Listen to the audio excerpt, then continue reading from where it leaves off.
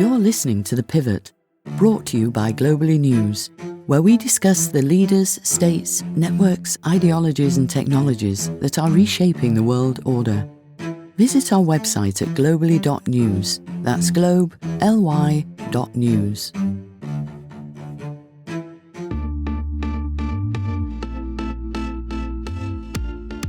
Hi everyone, welcome to The Pivot. My name is Arif Rafiq and I'm your host.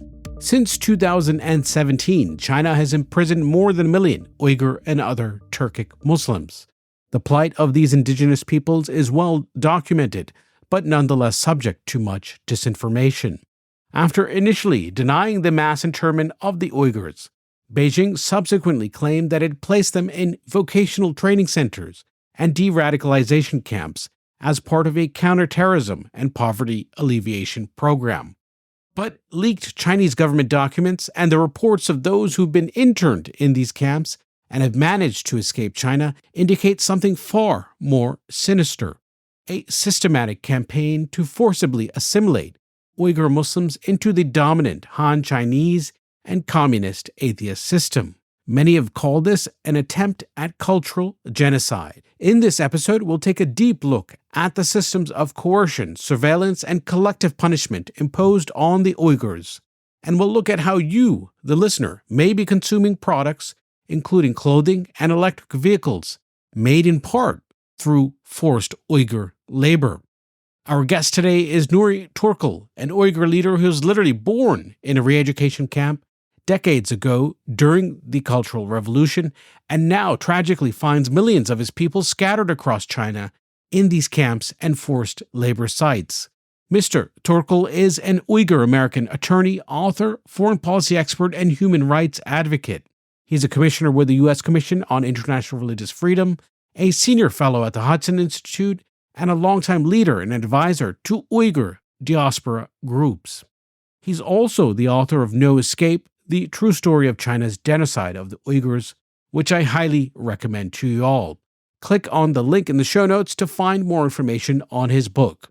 Mr. Turkel, thanks for joining us. Thank you very much for having me on. So I want to begin with your own life story. As you write in your book, you were born in a Chinese internment camp amid the Cultural Revolution. I'd like you to talk to our listeners about the context of your birth, both in terms of the internment camp and that moment in China's history. First of all, I wanted to begin by thanking you to help me to shine a spotlight on one of the worst humanitarian crises that the international community has experienced since the Second World War, the ongoing Uyghur genocide that is in its 7th year. I came to the United States as a student in August 1995 from the Chinese-controlled East Turkestan that is officially known as Xinjiang Uyghur Autonomous Region. And I was hoping to restart my life just like anyone else, any immigrant who came here looking for an opportunity and, most importantly, freedom. Somebody who was born in a Red Guard Chinese Communist re-education camp, internment camp. I never thought that I would be talking about that experience as much as I have been in the last 5-6 years, with the hope that that kind of bitter memories, torturous experience should be put behind and never talked about. But here we are. I mean, I've been explaining to people why I named my book No Escape. What prompted writing a book and telling my stories from the time that I was born in re-education camp. That bears a lot of similarities of the modern day concentration camps that the Chinese set up. We're talking about the camps, the collective punishment that the world has not seen since the Holocaust era. The reason that my mother, who was at the time in her 3rd trimester, taken into the camp, was because her father, my grandfather, my maternal grandfather, was a Uyghur nationalist who wanted to contribute and wanted to have this simple, very admirable desire to have a political freedom for the Uyghur people. And the other reason that they took my dad into the labor camp. Newly vetted couple were forcibly separated. Was my dad happened to have two cousins in Soviet Union, today's Uzbekistan. So guilt by association, foreign connection, ideological deference to the Communist Party. There are pretty much some of the same reasons that they rounded up around 3 million Uyghurs in the modern day industrial skill concentration camps that Pentagon official put it out in 2019.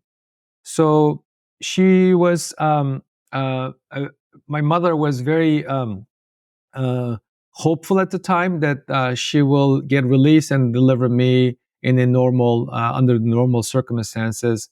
But the guards kept her in the prison and subjecting her to physical and emotional and mental abuses.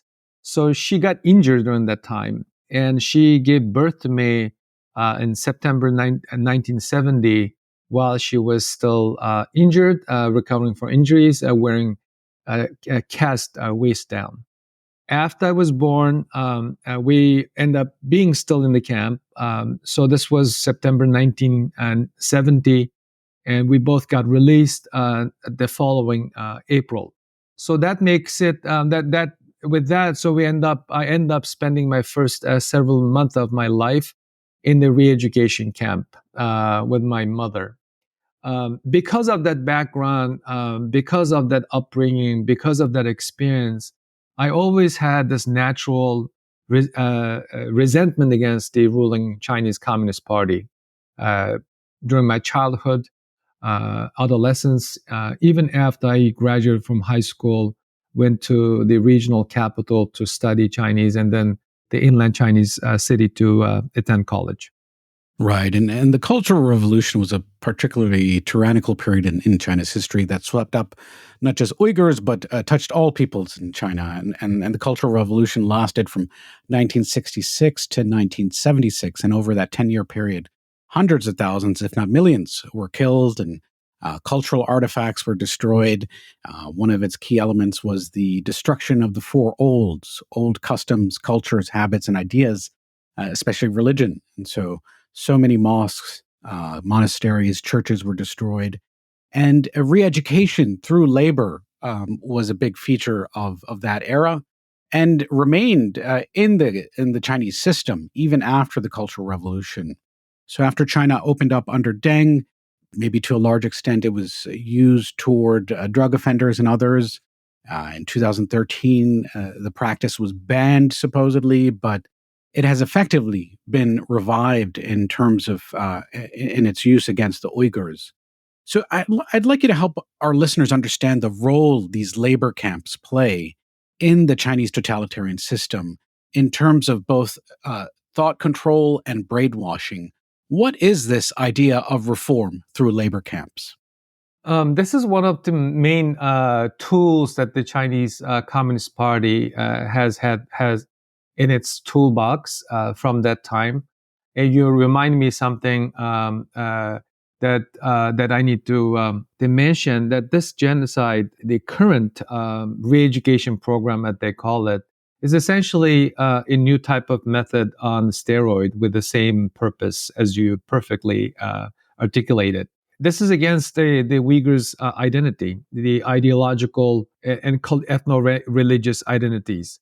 So the re-education essentially means they put you through what's called patriotic re-education program, as I profile in my book, and is part of a daily routine in those camps. So they make you to recite slogans like "There's no God but Communist Party." Everything that we have in this life is indebted to the party, and we should love the party. And in my book, I quoted one of the camp survivors. She even forced to say things like, "Who is your new God, Xi Jinping?" So the Communist Party inherently fearful of a religion, particularly borrowing their own term, foreign religion. Foreign religion to them is Islam and Christianity. So they figured out that the Islam and Christianity in particular are incompatible with the communist ideology. And they come up with also something very disturbing. It's almost like a minority report type of approach. If the party realize or identify anything that potentially can spread the vital organs of the state that need to be cured. So these re-education is essentially human re-engineering. Even in the year 2022, after the world has learned and woke up to this brutal reality that the Uyghurs have been subjected to, Chinese ambassador to France said that the Taiwanese people are intoxicated with a separatist ideology by the current president Tsai Ing-wen. And once the Taiwan and mainland China is reunified, Taiwanese people must be re-educated. Even they have this plan for people who are living in a vibrant democracy in Taiwan. So this is the general approach. They try this with the Tibetan community. They've tried this with the Hui Muslim community. They have tried this with the Catholic community and then underground Christian community. But when it comes to the Uyghurs, they connected this fear to national security. Conveniently, the Uyghurs happen to be Muslim. Since 9/11, China has been claiming that the Uyghur identity, Uyghur religion must be tackled. They must be sinicized, become a family member of this Zhonghua Minzu. That means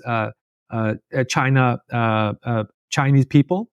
That way, they can prevent the resentment, opposition, upheaval may stem from this distinct cultural and religious identity. They also believe that Uyghurs' ethno-religious identity is global because they are connected to the Muslim population around the world, Turkic people around the world. If you look at the Uyghurs' homeland, they sit in a very strategic area that has about 600 miles international border. That includes Afghanistan, India, Russia, and it's a gateway to Central Asian, Eurasian resources, natural resources, and also provides easy access to Eurasian markets. On top of that, since 9/11, U.S. presence and then withdrawal from Afghanistan made the Chinese, starting 2015, that the extremist groups might regroup and attract the Uyghur fighters, and they will cause. This is all like self-fulfilling prophecy. They're creating enemies and collectively in the Uyghur people, thinking that something need to be done in order from something else possibly from happening. So this is all fits into this official narrative, preemptive policing. This is why they ramped up. We will get into the technical aspect, the technology aspect of this genocide. But they're using technology, they're using slave labor, they're using the Chinese economic statecraft, they're using its global diplomatic influence, even to silence Muslim majority countries. So this has been a very well-planned, orchestrated, and adequately and very effectively carried out genocide that has officially started in August 2016 and is still underway. So there are a lot of elements to this, but I would say perhaps the most prominent are the ethnic dimension and the ideological, that the communist system in China is hegemonic and it doesn't allow space for other religions and ideologies. And for Muslims, for Christians, for Buddhists who hold to their own belief system and do not put mortals above the supreme power, the Almighty. That is something that the CCP finds, at least under Xi Jinping today, and among many of his predecessors, it's an anathema in terms of the broader population. And then there is this ethnic dimension in terms of the Han Chinese supremacism. And so Uyghurs are regarded as backwards, lazy, abnormal, and sick. And part of that supposed sickness is the belief in religion. And in Tibet, in Uyghur regions, these labor camps and this system of coercion amounts to what is many call a quote unquote civilizing project. And so there is a push for uniformity within a Han Chinese and communist framework. Now, I want to get into this current campaign against the Uyghurs. It essentially begins in 2014, and it's known as the Strike Hard campaign. Now, China has framed it as a counterterrorism campaign, but this framing really lets China off the hook, right? It absolves the Communist Party state system of its own violence against the Uyghurs. Isn't that the case? Yes, that's precisely the point. Simply put, anyone can imagine a country with a million and plus terrorists and what kind of society or country that it may become. So the Chinese claim in of itself is self-defeating. The way that they name Uyghur homeland Xinjiang, it's essentially a new colony.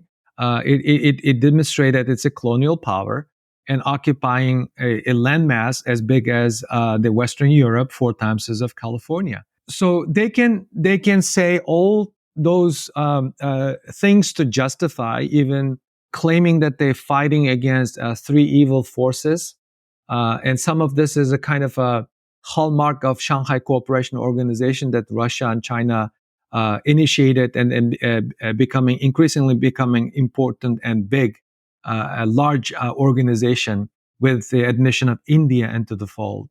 So the way that they even making assertion that someone has extremist tendencies is also murky. All of the methods, tactics, and even the justification that they're using is kind of opportunistically crafted to scare people. For example, those who are sympathetic to Uyghur people, whether be being former Soviet colony or Muslim people being ruled by authoritarian regime or dictatorship, or those who have been subject to religious persecution. So it's a scare tactic. So whenever you mention, especially after 9/11, they were so effective. They got a couple of Uyghur organization, specifically East Turkestan Islamic Movement during the Bush administration, designated as a terrorist organization. That has been revoked by former Secretary of State Pompeo in November 2020. That is a significant blow to the Chinese global disinformation campaign.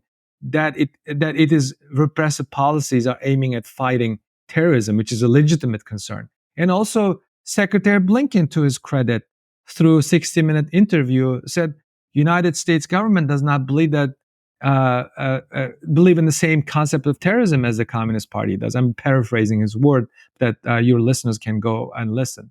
So the Uyghurs' ethnic identity, religious identity, have been perceived as not only sign of disloyalty but potential threat. At the same time, it has provided the Chinese a kind of ammunition in a public discourse in the diplomatic arena that they are dealing with a terrorism, which is debatable based on even in the rhetoric. They claim that, there have been a lot of violent incidents. Yeah, we have read about it. I've read about it. But the fact that the Chinese saying that 3 times does not make it true. Because even if there was some violent incidents took place, no independent journalists, no independent international organizations or investigators allowed to investigate what really transpired. So some journalists, some policymakers mistakenly taken what the Chinese said at face value and kind of echoing the Chinese propaganda, even to this day. But in reality, the Chinese fear is the Uyghur ethno-religious identity and their deep interest in the Uyghurs' homeland that sits in a large oil reserve, natural resources, and now in main hub for solar panel and EV battery production. And given the opaque nature of the Chinese system, a lot of these claims are just simply unverified. And even if we take them at face value, so for example, there was these stabbing attacks that took place in Kunming in the southern Yunnan province in 2014. They were attributed to Uyghurs.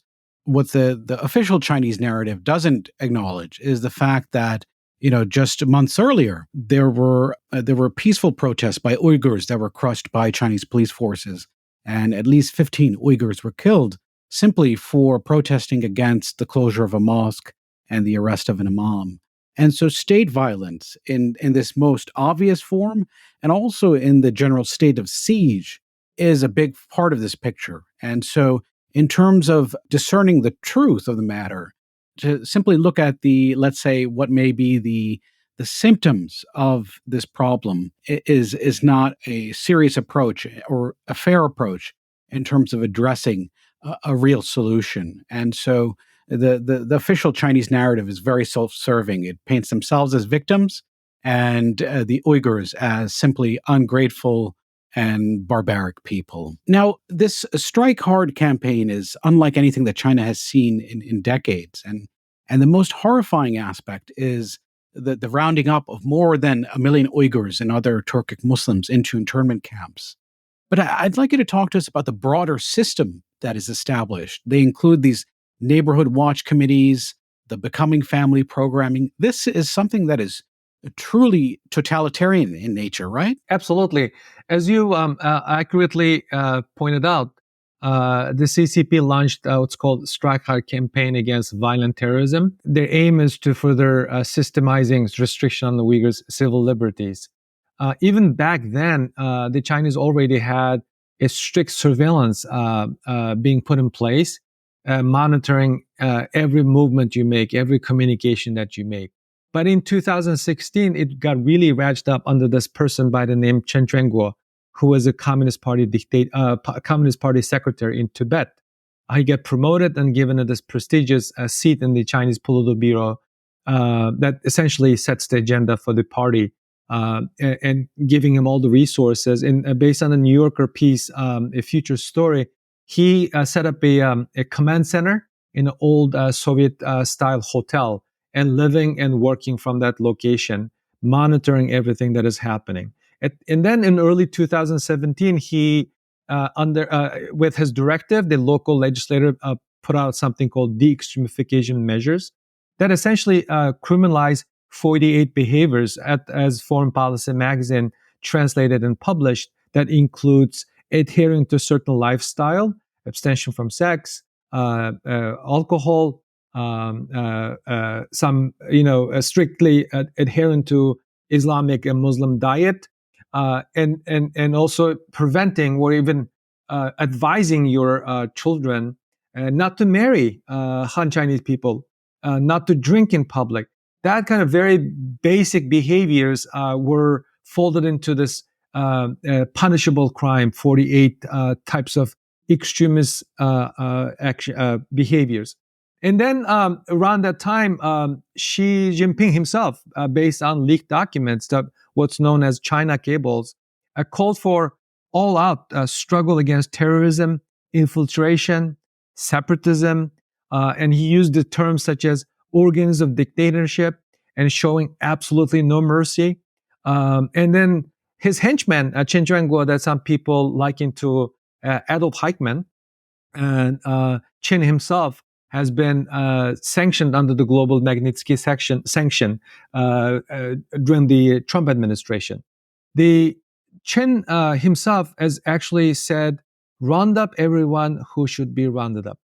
And he also went on to say that his government, during the time of rounding up people, we're talking about 3 million at the time, his government publicly said, break Uyghur people's lineage, break their roots, break their connection, break their origin. At the same time, he directed the centers, those centers, quote unquote, teach like a school, be managed like a military, and defended like a prison. So this is like a very well planned and orchestrated a way of collective punishment. And then on the outside, to your point about this family, American scholar Darren Byler was on the ground investigating the so-called Becoming Family program. He wrote a very long future story on this. Essentially, 1 million household members out, husbands in this case, and 1 million Chinese in. I profiled a story of a former camp teacher in my book, No Escape. In it, she told me that those so-called becoming family member shows up, drink and eat, and engage in a sexual assault while husband is in the living room while she was cooking. And I also have seen and heard from the camp survivors and the witnesses that there was a specific actions in those homes when they were engaging in this intrusive behavior to sexually assault those ladies whose husband taken to the camp, and also using the children during their stay to spy on their mother or father or parents if both parents were present. So this is one of the several tactics that they use to punish Uyghur people. State Department official in early 2021 correctly and accurately said that Chinese government has created an open-air prison-like environment for the Uyghur people. To the numbers, people always say 1 million, 2 million, sometimes 3 million, but the Pentagon said this is 3 million. But if you look at the Chinese white paper, it specifically said, I quoted this in a number of essays that I've written, 1.3 million Uyghurs and others have been subject to re-education since 2015. And this white paper was published in 2019. If you look at it, the peak of that rounded up was actually 2017 through 2019. But this white paper said already that 1.3 million Uyghurs annually since 2015 were subject to re-education programs. And the other thing that also important to mention, United States government rightfully focused on those Ukrainian children taken to Russia when the determination made that Putin is committing crimes against humanity. But what we're looking at when it comes to the Uyghur children is based on New York Times reporting, 800,000 to 1 million Uyghur children been forcibly removed from their family members and transferred into another group or state-run orphanages that they've been bragging about in TikTok short videos. So among the leaks that have come out from these Xinjiang files include these photos of prisoners, Uyghurs who have been detained in these internment camps. And they include elderly men, middle-aged women, even young people. And so this is a war, a total war against Uyghur society. And it's an invasion of the mind, of the body, electronic devices, of the home and of the household. And then there is this panopticon that is established. Mosques are fitted with cameras. Phones are infected with spyware, this clean internet security soldier spyware that monitors one's activity on the phone and then also deletes content that is not permitted. And then, as you had noted, perhaps one of the most unfortunate and harrowing aspects of this is essentially the mass kidnapping of Uyghur children and the attempt to break the households and literally, as one Communist Party official said, break their lineage. And that is, and we'll get into this discussion in a bit, but that is quintessentially genocidal. If one wants evidence of genocide, that quote itself, I think, is sufficient. Yeah, just to your that excellent point, former deputy national security advisor who is a fluent Chinese speaker, Matt Pottinger, often says, don't listen to me, don't listen to those policymakers, don't listen to even activists, just listen to what Xi Jinping and his henchmen have been saying. That is a policy. That's what they've been delivering. So right.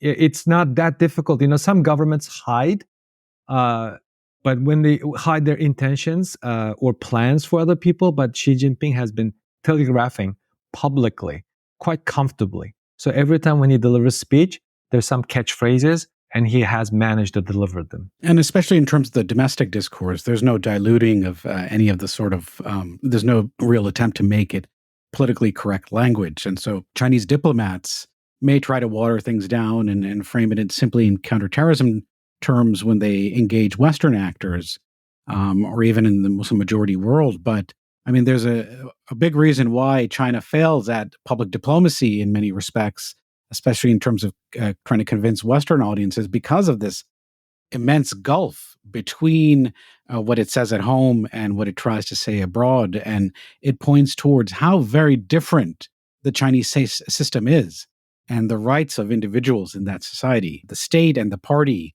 fuse together and they take precedence over everything else. And so individual rights are really non existent there. And so to speak to Western audiences, they really have to stick to a script that is ultimately ineffective in terms of speaking to real people and having real conversations. Now, you had mentioned a key player in all this, Chen Qianguo, who had served as the Communist Party secretary in Tibet before moving on to Xinjiang, the region that is administrative region that is known as Xinjiang. And in Tibet, he implemented this grid-based surveillance system, a neighborhood surveillance system. He had begun the settlement or pushed forward the settlement of Han Chinese in Tibet, and he repeats that same strategy in the region known as Xinjiang. And then there's also the labor camps that were applied toward the Uyghurs. Those are now being applied towards the Tibetans in Tibet. So I'd like you to talk to us about the connection between the Uyghurs and the Tibetans, because there seems to be a lot in common in terms of their own experiences and how they're treated by the Chinese state. Years ago, when I was a law student, the International Campaign for Tibet, the ICT is the acronym, where Richard Gere serves as a board chairman, was putting together a book about Tibetan struggle. And I was asked to contribute in addressing this very question that you asked me. What is the similarity? What similarity as far as the concerns by Tibetan and Uyghur people, and also the policy implementations? I would say this: the Uyghur homeland, East Turkestan, and Tibet have been testing ground for one another. They implement one policy specifically, for example, starting with the railroad connecting the Uyghur homeland to inland Chinese cities that helped the central government to dilute the Uyghur population. In 1949, when Uyghur homeland was delivered to Mao Zedong by Stalin, the Chinese populations were about 4 to 5%. And now I think it's more than half in a very conservative estimate. So that railroad connection brought in a lot of Han Chinese migrants to the Uyghur homeland. And then seeing that worked out, they built railroad to Lhasa. That also helped to bring in migrant Han Chinese to the Tibetan communities. The other thing is the language policy. They banned the Uyghur language in the education medium. It worked. And then they implemented in Tibet. And then targeting religious leaders, imams in the Uyghur case, forcing them to distort the religion, phrasing the CCP leadership in the sermon, saying things like, whatever the government says we must do, even in our religious belief, it's a distortion of religion. And it to the extent it worked. And then they take the same method to Tibet, and Tibetan monks are still going through, to this day, the political indoctrination and patriotic education programs. Forced marriage. Tibetans were subject to that kind of government arranged marriage between Tibetan and Han Chinese. And now they strictly implementing it, very aggressively implementing it in the Uyghur societies. Same thing also with the children. They took the Uyghur Tibetan children to places like Lhasa, Lanzhou and Beijing, and Chengdu. At very young age, it worked, and they turned out to be a Tibetan-looking Han Chinese. They took the Uyghur kids to inland Chinese cities with the mindset of transforming them to normal human being, as you pointed out earlier, to the Chinese leadership. Non-Han Chinese people are not normal people. And then finally, in the technology, Chen Chuanguo, actually the surveillance, some people kind of gets it in a wrong order. The technology the surveillance started in inland China with this social credit system program that Chinese people kind of fooled into believing that it's going to make their lives easier. in fact, that helped the Chinese government to collect personal data for AI research and developing some of the most sophisticated surveillance techniques and equipment. And then they took it to Tibet. The surveillance, with the rise of self-immolation, they implemented that policy and the strict surveillance of Tibetan communities. And then it worked, and then Chen Changguo took it to Urumqi and literally morphed it up. And now the Chinese are in the process of exporting. Secretary Blinken delivered a speech in summer 2022 on China. He mentioned that 80 countries around the world have either adopted or in the process of importing Chinese surveillance technology. To that point, I'd like to mention something why this is so important. That when we talk about like TikTok, we talk about ZTE, TikTok, talk about Huawei. People think, oh, it's a technology. Our social media companies do similar things in a very intrusive way. To the extent that's true, but what the Chinese government doing is very disturbing. For example, in my book, I profiled in the beginning of a young man, a European Uyghur, who got caught up and detained while he was in those detention facilities being interrogated. Nearby machine printer spelled out a long list of individuals need to be arrested, and this was in the Xinjiang papers, the leaked document. So the conversation goes along the lines of, "Oh, we got another batch of names. How am I going to find that with a very colorful language?" And then the other one said, "Oh, we must find those people to meet the quota." And then the list was included 20,000 people. And then the police was scratching their heads, screaming, cussing at each other, claiming that we only have 16. How do we find the rest? And then they were forced to find 17,000 people, the Uyghurs, in just 10 days in one country alone. And the irony is that when these police were shockingly did not even know why they were arresting so many people.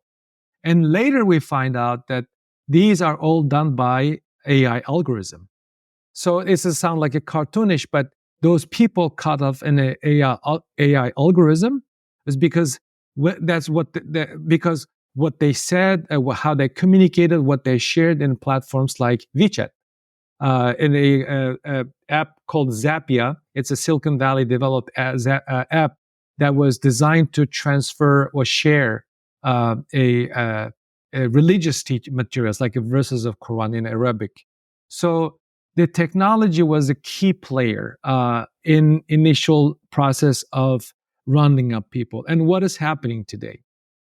In addition to exporting and normalizing this level of surveillance, the Chinese are developing what's called brain control weaponry that the Commerce Department added to the Commerce Department Bureau of Industry Securities entity list. It's essentially export list, no export ban. So this particular app or tool was developed by the Chinese Military Medical Academy and its 11 affiliates with the purpose of controlling the mind and behaviors of the ethno-religious groups. On top of that, they also have been engaging in a population optimization programs. So they are illegally taking DNA samples from the mothers, even telling the mothers if they see anything that their babies are not in line with the standardized population of this great nation. Therefore, they need to go through abortion. A Washington-based think tank reported in 2019 that at least 75 out of 176 countries are actively using AI technology. And of those 75 countries, 60 of them are using the technology linked to China.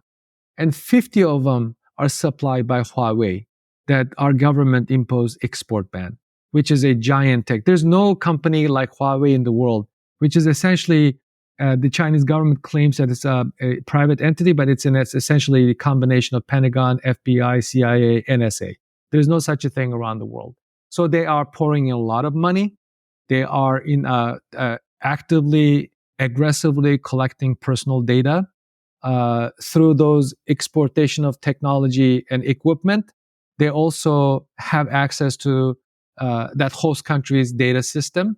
One key example, interesting example, is that Chinese government offered to build African Union's headquarters in Addis Ababa with the architectural support, design support, interior design, equipment, furnishing, and then later they find out that somebody in Beijing have a direct access to all the communications taking place in the African Union's headquarters. So this is a kind of this gives you an idea what we're dealing with. Not only that's been developed, tested, refined, or perfected, and now exported, but it is also potentially a huge threat to our liberty, freedom, most importantly, privacy. Once you allow the Chinese technology get access to your personal information, no one knows how it can be used.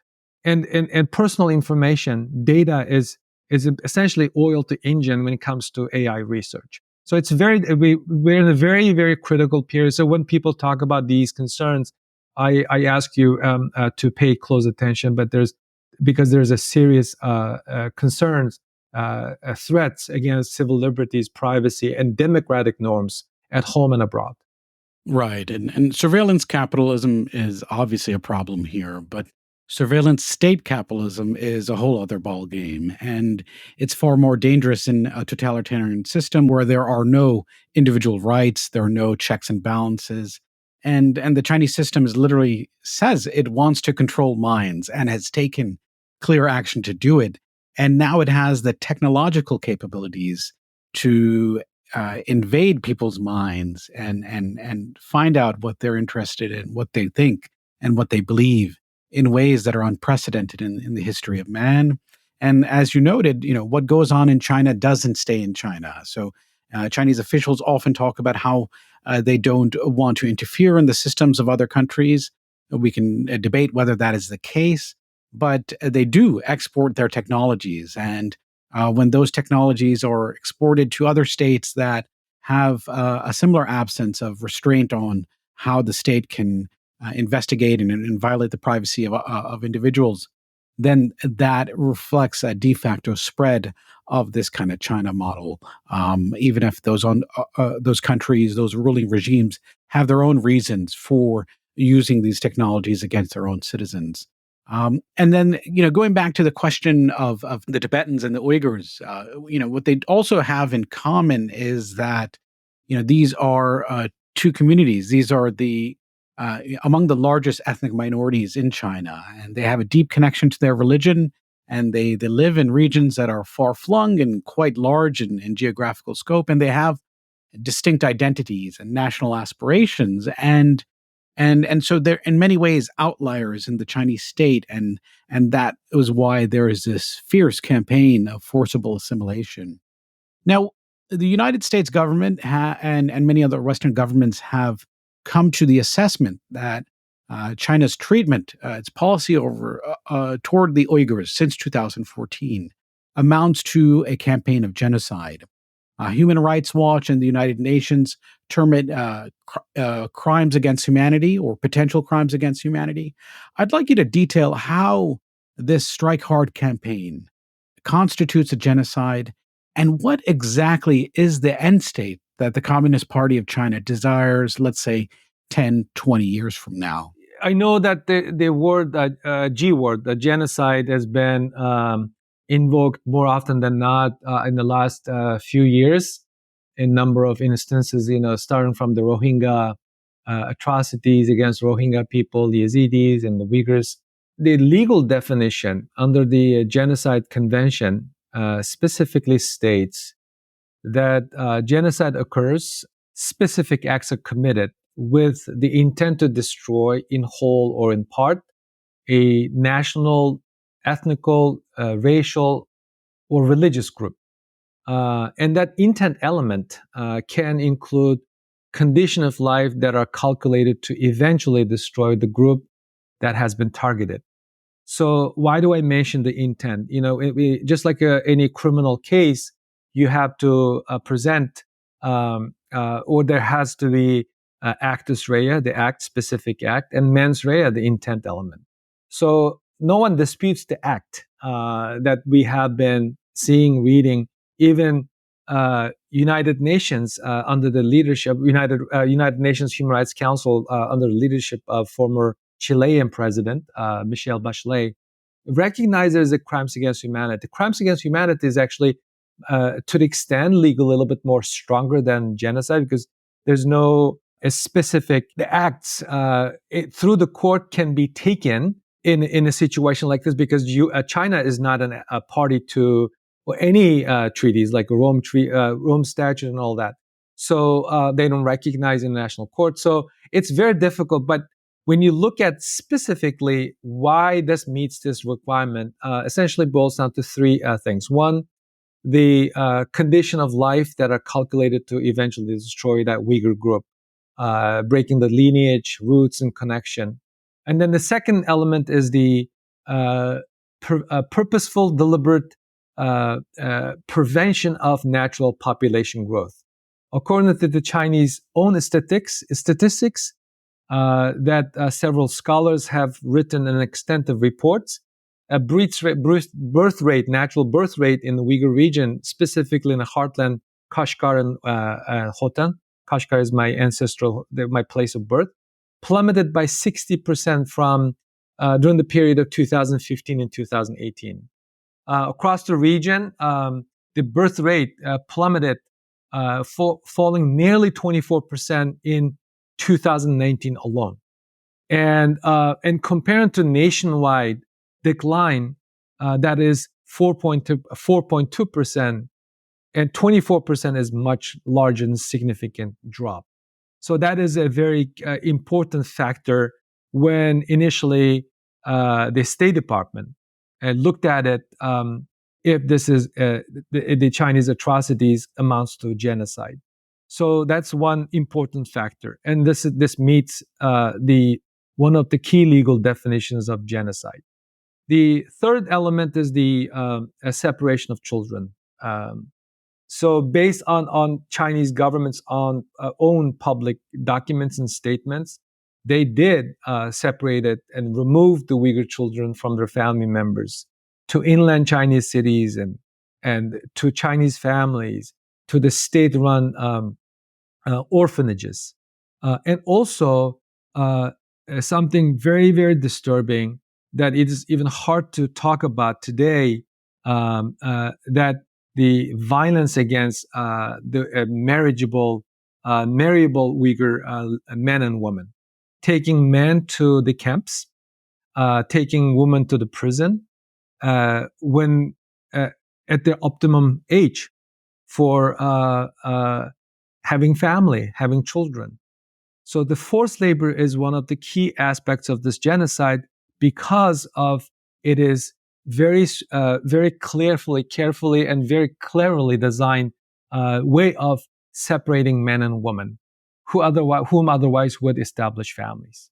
So that's one important aspect of, and then more specifically, they're using modern day medicine, giving medicine as as the individuals the camp survivors that I profiled, Mihrigul and Kalbunur and Tursunay Ziavudun, they were injected a mysterious drug that prevented them from having a regular period.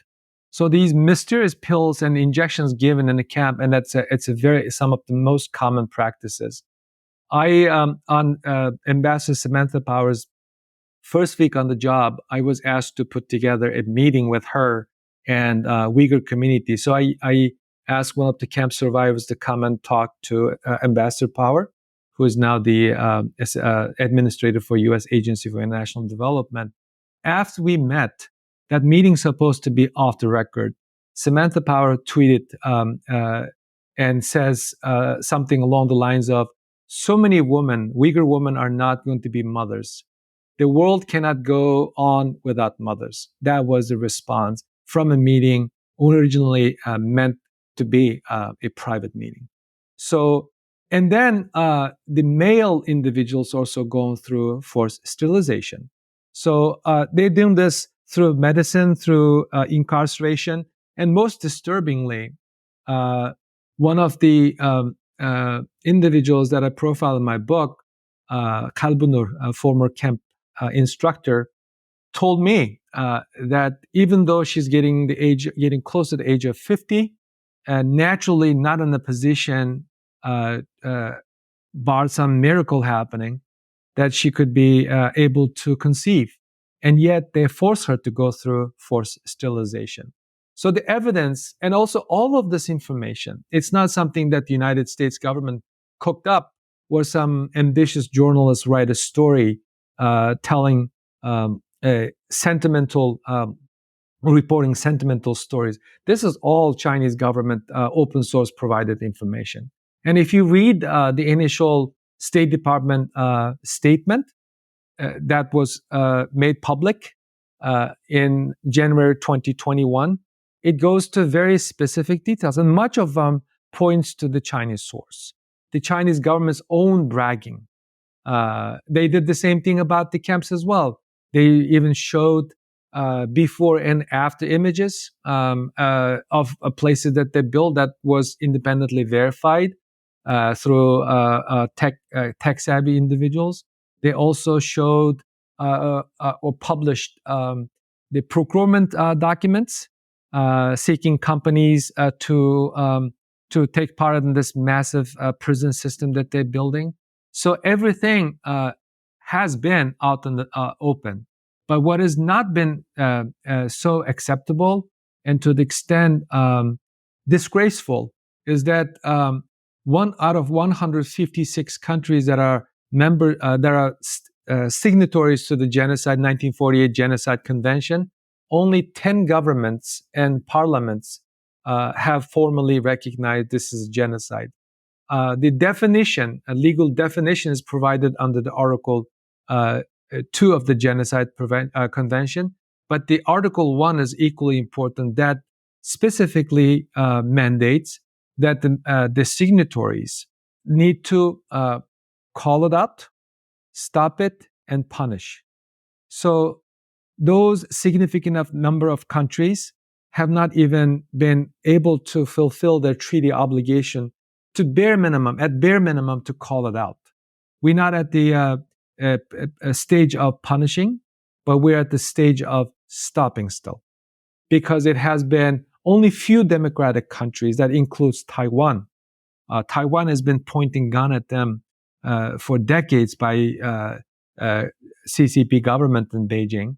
But they were courageous enough to recognize in its parliament that this is a genocide. So this could have been in a very different place if there has been a kind of international outcry that international community has shown to the plight of the Ukrainian people. So 1 to 3 million Uyghurs were reportedly rounded into these camps. What do we know about them today? Some appear to have been sent home. Others have been sent to these labor camps or factories across China. Do we have any reliable figures now about where things stand now in terms of the Uyghurs who have been detained and put elsewhere? No one knows exactly what happened, but we do know that vast majority of those detained have been placed in 3 different places. If you add the children, 4 different places, starting with the concentration camps that we were told that we've been aware of having that many people. Just to give you an idea, in Washington D.C. we have 750,000. The population of Washington D.C. District of Columbia is 750,000, around that number.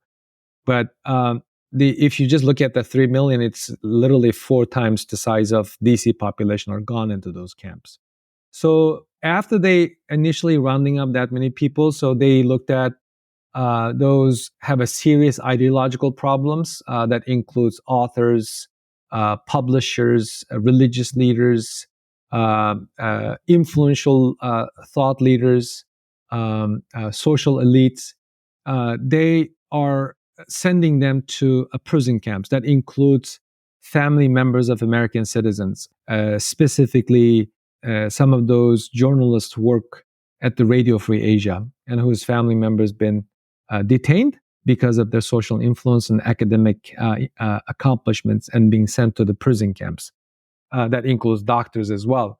And then the second type is younger ones who can be used in the slave labor camps. So they are transferred into manufacturing sites, assembly lines in adjacent places, in some instances, through internal labor transferred into inland assembly lines or manufacturing sites. And then the last one is the hardcore, what they call the extremists. So they have been still languishing in the camps because they cannot be released. They cannot be sent to the prison because sending them to prison possibly be allowing them to get access to the family members. And they also cannot send them to the labor camps. So those are the ones I believe, in the most uncertain circumstances. So they will be, and we've been reading news that some old people, based on another leaked document released in some early summer 2022, that there's some elderly people, including the mother of the World Uyghur Congress, Dolkonisa, died in the camp, and she was over 80 years old. So some of those Uyghur detainees that the authorities determined cannot be reformed will remain to be continue to languish in those concentration camps to go through that human reengineering. And then the last one is the children's detention facilities. The number of reports been published when Canadian government acknowledged its past mistake with the treatment of native indigenous children. The hope was that might energize policymakers to hold the Chinese authorities to account for those massive number of kids, but not much has happened. So those, and then importantly, relation to those individuals disappeared. Chinese government has been also engaging in something called transnational repression, TNR, on our soil in the United States and around the world. So the method that they've been using, one, a smear campaign that if you go to public and claiming your family members disappeared, taken to the camp, you end up going to meet with the parliamentarians or members of Congress, giving media interviews. They're smearing those people as liars. And then the other type is that other type of method that they're using is to just directly reaching out to them to tell them to essentially be quiet unless that person wants to see additional family members taken to the camp. And then in my own case, because I have been so outspoken and I have played both government and non-governmental work, advocating human rights for people who have been criminalized, mistreated by this criminal regime. If you committed genocide at your criminal regime, that I have been sanctioned by both Xi Jinping's China and Putin's Russia. In April 2022, while I was in Uzbekistan, my father passed away. And I was in a neighborhood. Those of you who have access to a map, you can check it out, that Uzbek capital, Tashkent and Urumqi, is essentially the same distance between New York to Washington, D.C. And yet, even though my dad passed away on my arrival to Uzbekistan the same day, around the same hour, I could not go and hold my mother and pay respect to my father who raised me and give me everything that he had, including his blessing to send me to the United States with his life saving in 1995. And then to make the matters worse, that mother that I told you earlier, I am smiling through the tears right now. give me birth and suffers so much, has not been able to see me since summer 2004. It's almost 20 years since last time I saw my mother, and I don't even know if I will see her again. There is a exit ban on her. President Biden, Secretary Blinken, Ambassador Burns in Beijing, and number of senior officials in our government have asked the Chinese to let my ailing, aging mother, who is 73, suffering diabetes, heart disease, and Parkinson's disease, to go and come to the United States to meet her grandchildren, whom she hasn't had a chance to meet yet, and be with her American family. And Chinese are essentially just letting her to rotten, just borrowing her own words. Just they're waiting her to die. So it's ironic that my mom asked me one time, if I committed any crime being your mother, being subject to this punishment, how long is it going to take for them to realize that punishment is enough? Is 20 years considered enough punishment for a mother who is longing to see her children? My mother have four children, four sons. Two of us are here. Two of us are in Europe. Has 9 grandchildren. She had only met 2. So that gives you an idea and how how brutal this regime has been, even to people like me, who's an American citizen, American U.S. trained lawyer, have a very healthy professional life, and yet something very, very fundamental to be able to embrace my mom, my parents before today, and take them to the hospitals when they sick is something taken away from me.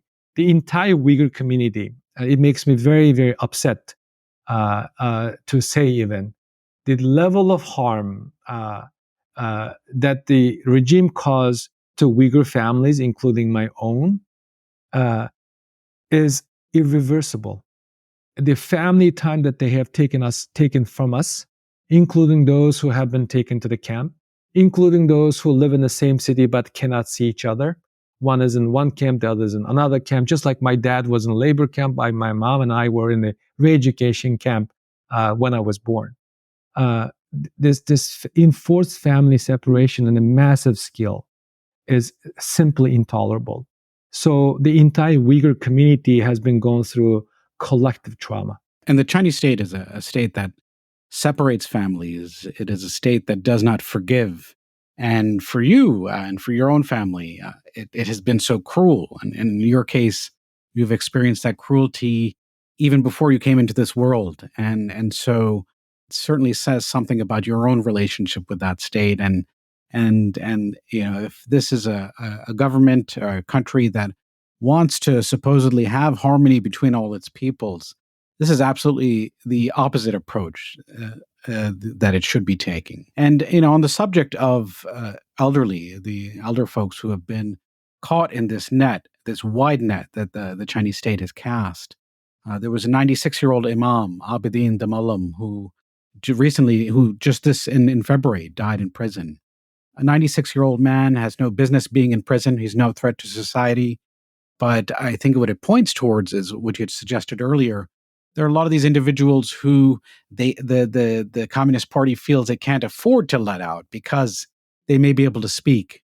And so in terms of those objectives over the longer term, sadly, it appears that there's a hope for a slow death of many of these individuals who have seen quite horrible things and have the potential to speak out. Now, I want to get to the question of the use of forced labor, because as we've established, the idea of forced labor is a fundamental tactic of the Communist Party system in China. But it also becomes something that impacts us all because China is now an export powerhouse. It's the world's largest trading country, and it essentially is the factory to the world. And it's linked to so many different supply chains. So even if the end product is not necessarily made in China, its constituent elements probably have or likely to have some kind of Chinese hand involved. So I'm wondering, in terms of this Uyghur forced labor, what industries are believed to be the most exposed to it? Thank you. This is something that keeps me busy and keeps me hopeful at the same time, because now, because of that connection to everyday life, because it's connection to American and global investors, and it's also connected to our future, emerging technology, green technology. That makes me believe that this is something that eventually people will get it right. But simply put, forced labor is a cancer on our values. I wrote an essay on the day that President Biden took office, highlighting my own experience, and essentially urging the incoming administration to do take meaningful actions, which they did. There's a very powerful law, Uyghur Forced Labor Prevention Act, that bans products made in the Uyghur homeland in part and whole getting into our bedrooms and our bathrooms and our garage, kitchen, our roof, cars, medicine cabinet, um, based on the a programmatic reports being published by Sheffield Hallam University in the UK by this expert, Laura Murphy, uh, that literally every industry has been tainted. Initially, it was a cotton sector that was one of the main tools for this government entity, a paramilitary unit called Xinjiang Production Construction Corps, that controls the water resources, controls the cotton fields. So 85% of the cotton product produced in China are sourced in Xinjiang, East Turkestan.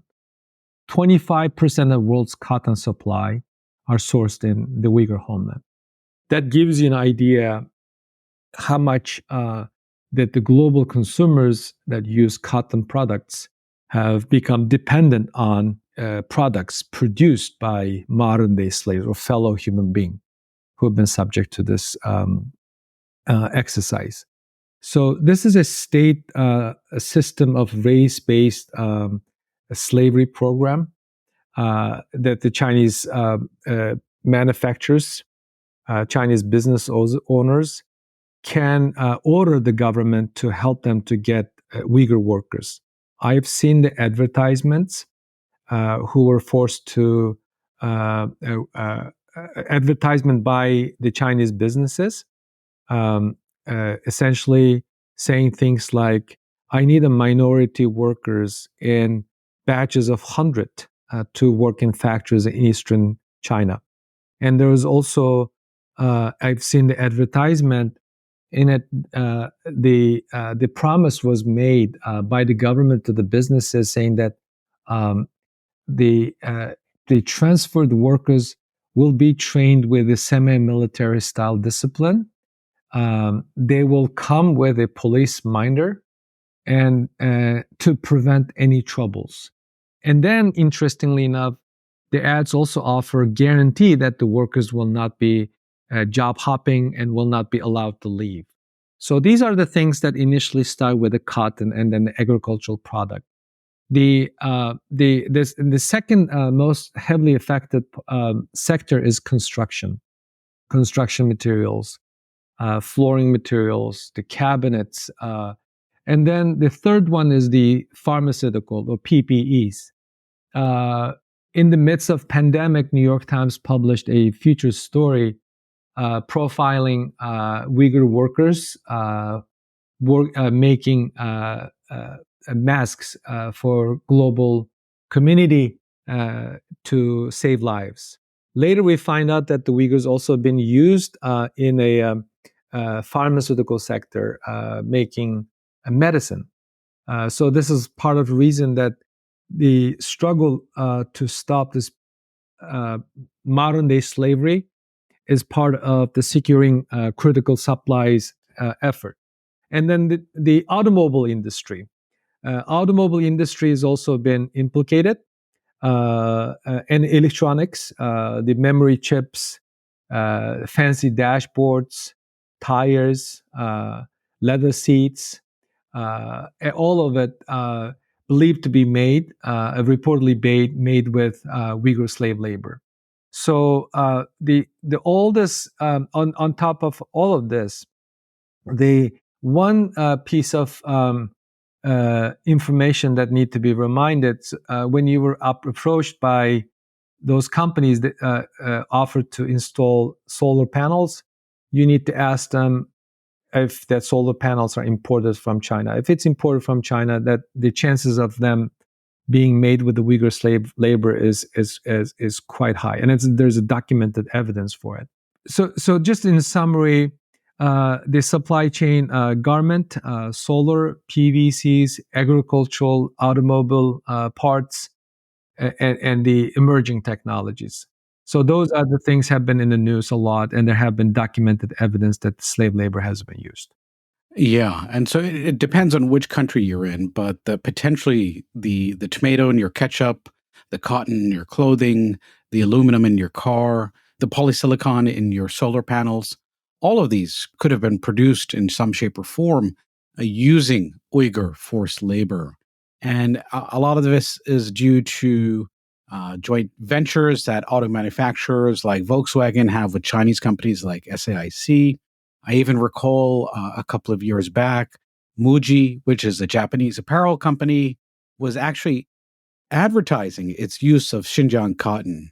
And so I was shocked. I saw on its social media feed and on its website, it was advertising shirts that were made with Xinjiang cotton. This was in 2021.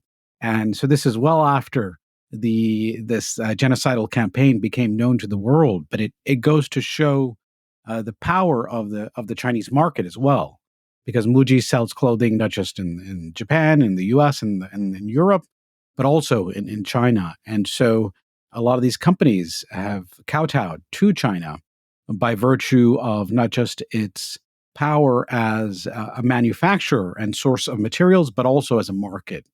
Now, you talked about the Uyghur Forced Labor Prevention Act. It was passed in 2021, and in its first year, more than $1 billion worth of products were intercepted at the border.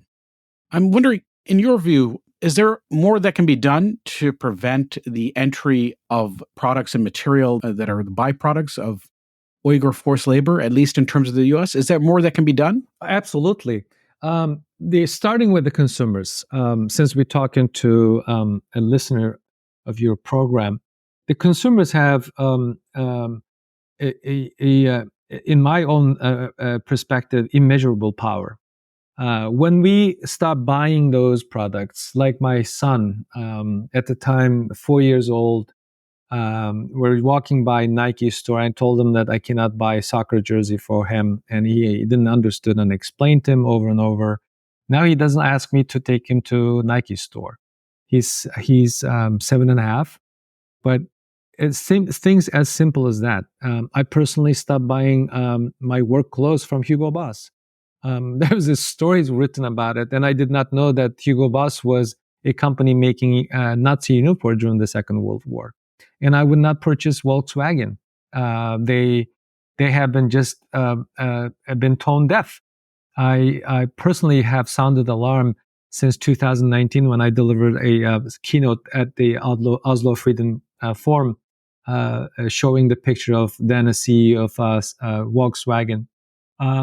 And all the others, it's just if you type in and Uyghur forced labor and Uyghur Forced Labor Coalition.org, there's a long list of companies that have been implicated.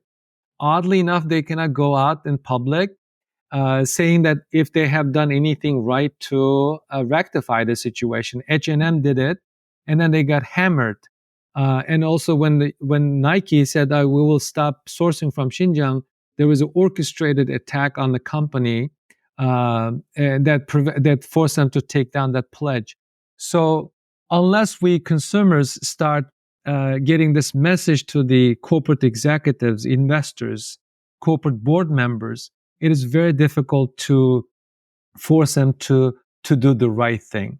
And on the policy level, there are a couple of things that our government and our like-minded partners can do. One is to enhance the existing laws, improve the existing laws, or make the necessary amendment. The Uyghur Forced Labor Prevention Act that Congress passed in 2021 arguably is one of the most remarkable bill since China joined the WTO that bans goods mined, produced, or manufactured in the Uyghur region, unless the importer can provide with clear and convincing evidence that they're not made with the Uyghur forced labor.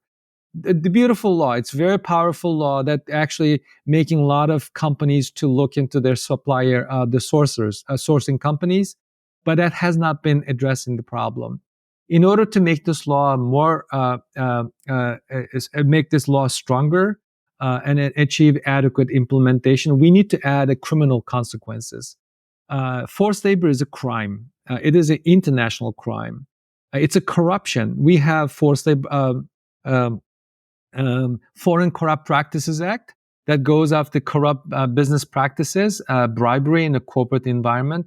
Why can't we have something like that to have law enforcement involved in this? That's one.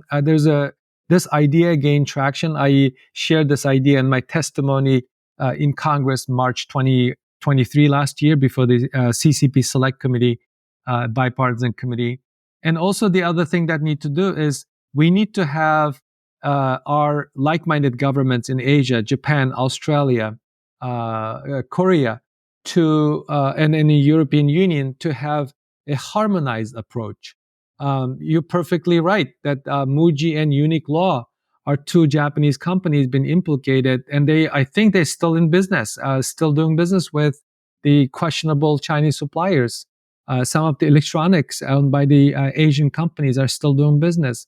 European companies, Volkswagen, Mercedes-Benz, Siemens, and others in Europe are still doing business. So Europe is becoming kind of a dumping ground because the Chinese cannot bring those products directly to the United States. And also importantly, we need to look at the USMCA, the trade agreement between US, Canada, and Mexico, to close the loopholes, close the possible entry of those goods through railroad and the highways, through trucking to the United States. And more importantly, we need to continue to identify and add Chinese exporters to the Homeland Security's entity list designation, and entity list, which is an import ban, and in tandem with Commerce Department's entity list, which is export ban.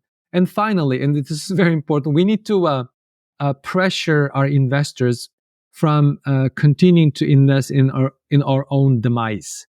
American consumers, global consumers, American investors, in a way, fueling this genocide, underwriting this genocide, underwriting our own demise. That has to stop. Right. And it's also worth noting that there's a certain threshold for inspections of goods that come from China. And when you purchase items from these companies like Shine and Temu that send direct to consumer, they fall below that transaction threshold. And so many have recommended that the threshold for inspection be lowered. And I would say that, Americans ought to really reassess and look at how they're addicted to cheap, fast fashion. Because when, Temu sells a piece of clothing for 50 cents, I mean, that is below. De minimis. That's it. The name is de minimis, which is goods under $800 enter the United States without inspection. Exactly. Yeah. And so, lowering that to another, to some other threshold, maybe in the sort of low hundreds of dollars or something like that, it may be, it's something that the, Biden administration and Congress should consider, because a lot of these cheap goods are simply entering into regular people's households, and people don't care because it's just so cheap. But the price of that is being subsidized, potentially subsidized by forced labor. And I don't think, somebody may wear a nice $2 t-shirt, but it's the cost of someone else's oppression. And I think there's a moral cost to that as well for us as individuals. And so, people need to really step back from buying all this cheap disposable clothing, because what's implicit in that act is that the people that produce that are also disposable. And I think we need to really have a strong sense of our moral connection to these supply chains that rely on the exploitation, if not the full-fledged oppression of other human beings.